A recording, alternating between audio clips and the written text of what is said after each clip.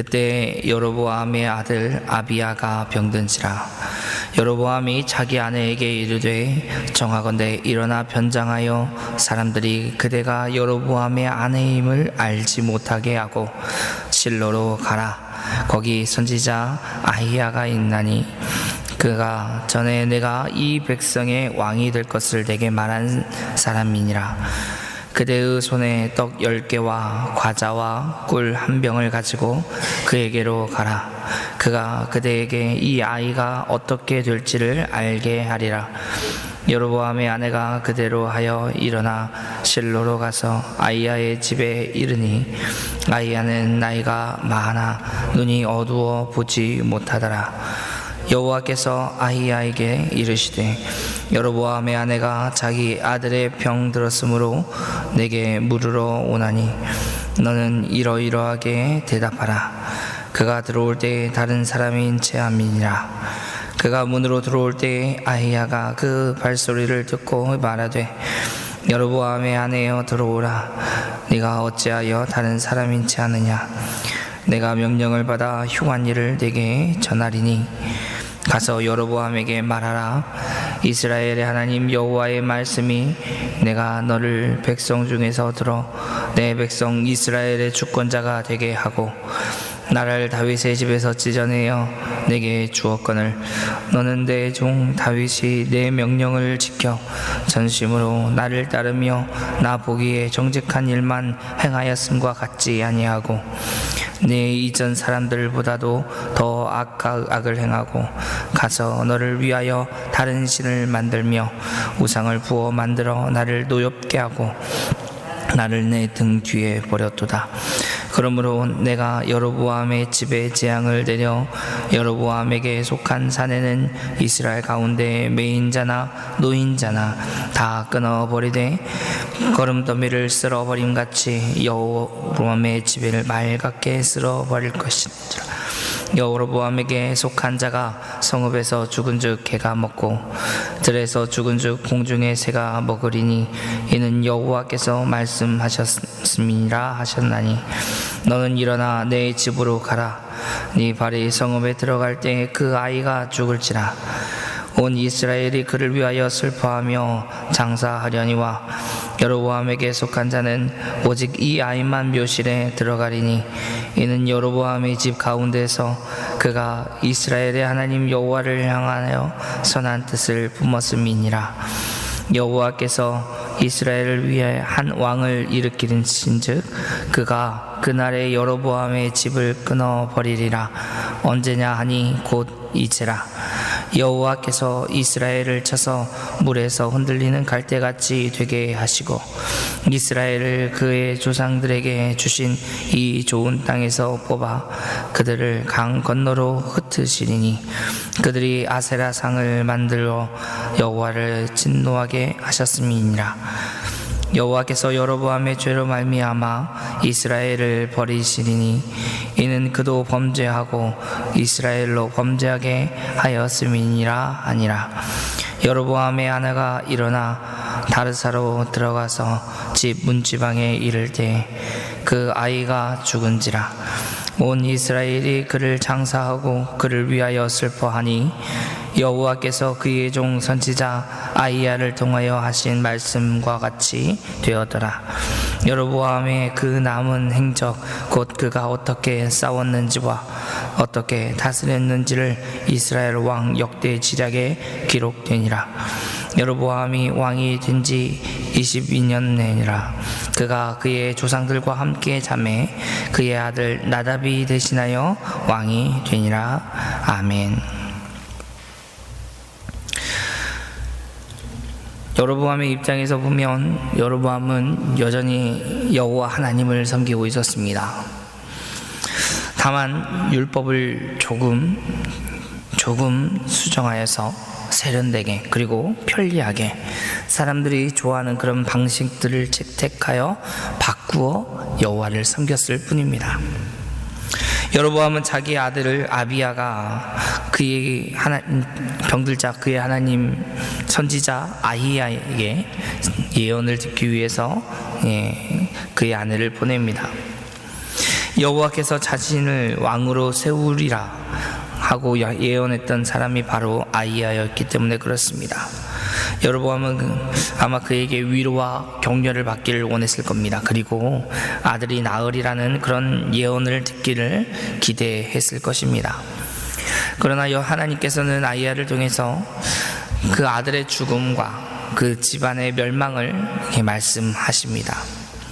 여로보암은 하나님을 전적인 은혜로 왕이 되었음에도 불구하고 말로만 하나님을 섬긴다고 할 뿐 우상을 세우고 악을 행했습니다.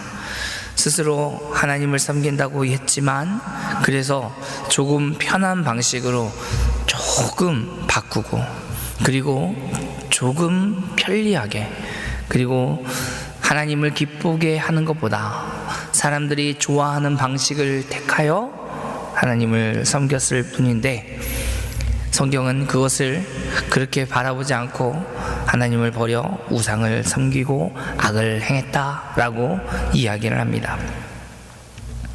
자신이 원하는 방식대로 왕권을 굳히기 위해서 그리고 종교적으로 유다의 백성들이 계속해서 내려가 제사하는 것을 좀 막고 그의 마음들을 돌이키기 위해서 편리한 방법을 여로보암은 선택했던 것뿐입니다. 그러나 그것이 하나님을 거부하고 하나님을 등 뒤로 버리는 죄임을 그는 깨닫지 못했습니다. 여로보암은 13장에서 남유다에서 올라왔던 하나님의 사람이 그 제단을 향하여 하나님의 예언을 말할 때 손을 뻗어 그를 잡아라 라고 명령을 했죠. 그러나 그 손이 곧 말라버렸습니다. 다시 하나님께 간구하여 회복하는 은혜를 여로보암은 경험을 했습니다. 그 은혜를 깨닫고 알았다면 하나님이 아니라 우상을 섬기고 또 백성들을 하나님으로부터 마음 떠나서 우상에게 절하게 했던 그 죄를 용서해 주십시오 라고 간구해야 했습니다.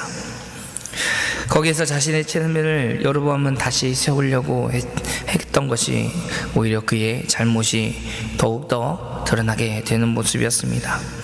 하나님 앞에서 죄 지은 것을 회개하지 않으므로 오늘 아히야를 통해서 그의 아들 죽음과 또 그 집안의 멸망이 선포되고 있는 것이죠. 하나님께서는 악행을 일삼는 자에게 계속해서 왕권을 허락하지 않으셨습니다.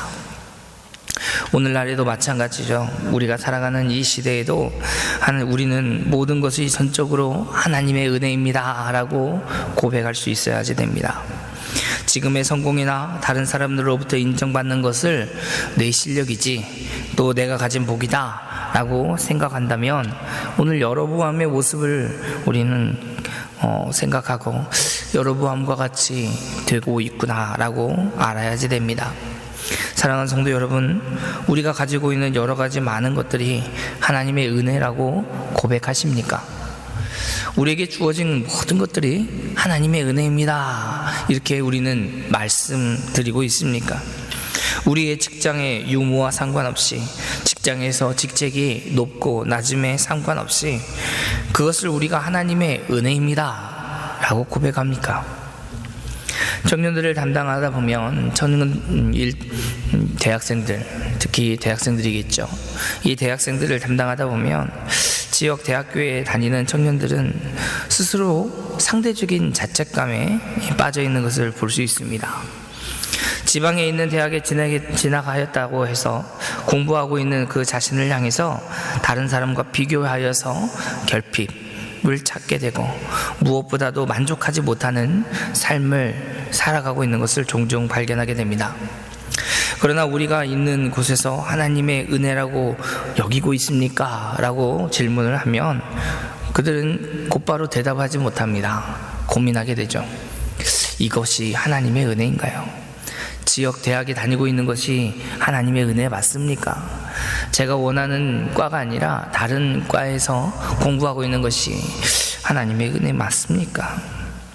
비전이 없는 것 같은데, 앞으로는 소망이 없는 것 같은데, 이게 하나님의 뜻이 맞습니까?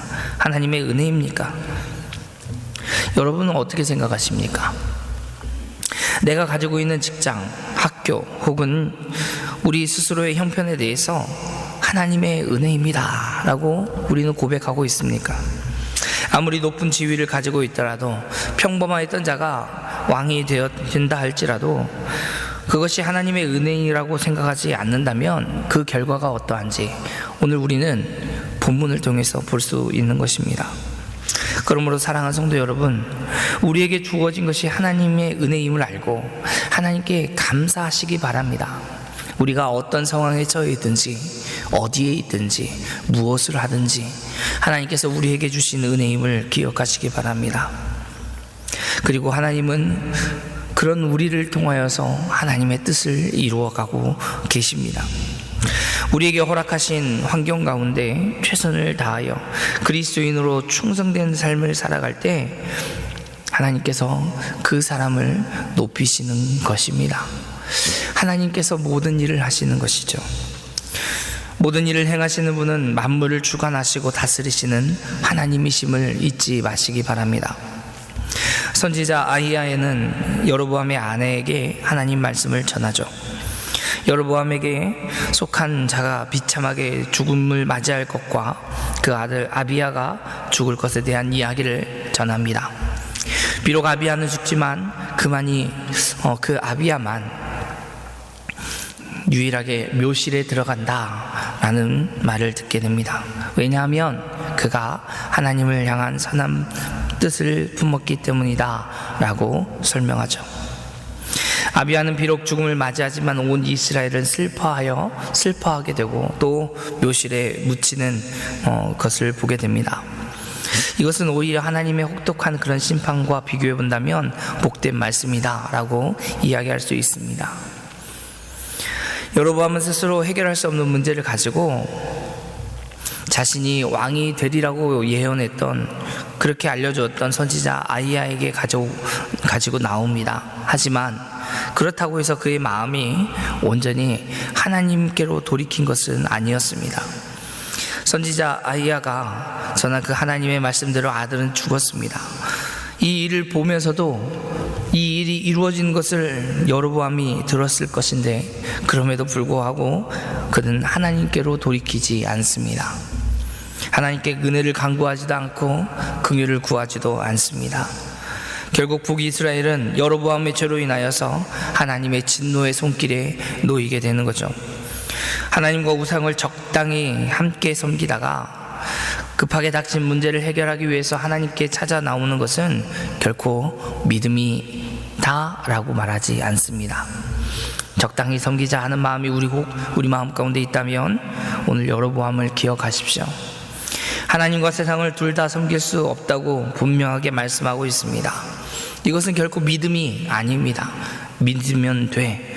혹 누가 이렇게 간단하게 말하고 있진 않습니까? 믿는 것이 뭐가 그렇게 어려워? 여러분, 그런데 믿는 것은 그렇게 쉽지도 않습니다. 그러므로 어떤 삶을 살고 있는지 그 사람은 구원받은 하나님의 자녀라는 것을 말하는 것이 쉽지가 않다는 거죠. 삶으로 드러나지 않으면 정말 믿는가라고 확신할 수가 없는 겁니다. 믿음은 보이지 않는 것이다 라고 얘기합니까? 여러분, 우리의 삶으로 분명하게 나타나고 믿음의 표현들이 드러나는데 누가 믿음이 보이지 않는다고 얘기합니까? 믿음으로 살아가는 것은 결코 쉬운 일은 아닙니다.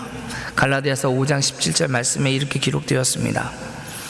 육체의 소욕은 성령을 거스리고 성령은 육체를 거스리나니 이 둘이 서로 대적하므로 너희가 원하는 것을 하지 못하게 하려 함이라. 육체의 소욕은 성령을 거스린다, 그리고 성령은 육체를 거스린다 라고 이야기를 하고 바울도 이렇게 분명하게 얘기합니다. 성령을 따라 살아가는 것, 이것은 육체의 소욕을 거슬려 살아가는 것이죠. 반대로 육체의 소욕을 따라 살아가는 건 성령을 거슬러 살아가는 것입니다. 갈라디아서 5장 19절 말씀 이하에 보면 이런 육체의 일이 애매하게 기록되어 있다라고 얘기하지 않습니다. 분명하다라고 얘기하죠. 육체의 일은 눈으로 볼 수 있습니다. 무엇인지 알 수 있습니다. 저게 육체의 일이구나, 이게 육체의 일이구나, 이게 하나님이 성령을 거스리는 일이구나 라는 것을 분명하게 알게 됩니다. 아니, 알 수 있습니다. 그러므로 사랑하는 성도 여러분, 하나님을 믿는 그리스도인은 애매하게 세상과 하나님께 적당한 그런 거리를 두고 삶을 살아가지 않습니다. 일주일 동안 예배만 드리면 되겠지, 일주일 동안 나만 예배 잘 드려도 괜찮겠지, 자기 스스로를 돌아보는 것도 필요하지만 여러분, 다른 사람도 돌아봐야지 되는 것이 성도의 모습인 거죠.